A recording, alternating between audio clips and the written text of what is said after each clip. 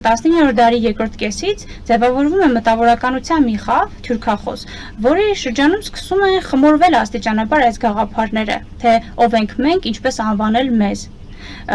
Ռուսական կայսրության շրջանում անվանում էին թյուրքախոս մամեդականին թաթարներ, սակայն թաթարը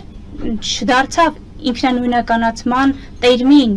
Արևելին Այսրկովկասի մամեդականների համար, որովհետև այն հարցին, թե ով ես դու, իրենք պատասխանում են ես մամեդական եմ, մուսուլման եմ։ Եվ երբ արդեն ռուսական կայսրությունը փլուզվեց, Ադրբեջանի ժողովրդական հանրապետության շրջանում թաթարը դուրս եկավ կիրառությունից եւ կիրառվում էր թյուրք տերմինը, որպես այդ հանրապետության տիտղոսակիր ժողովրդի անվանում։ Խորհրդային իշխանությունը բերեց բոլորովին այլ հանգամանքներ։ Խորհրդային միությունում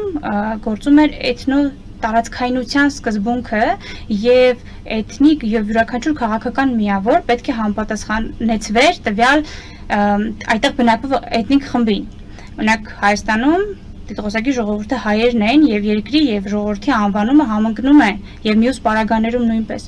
Ադրբեջանի պարագայում գոյություն էր հակասություն։ Երկիրը կոչվում է, պետությունը կոչվում է Ադրբեջան, որտեղ որ բնակվում են թյուրքեր։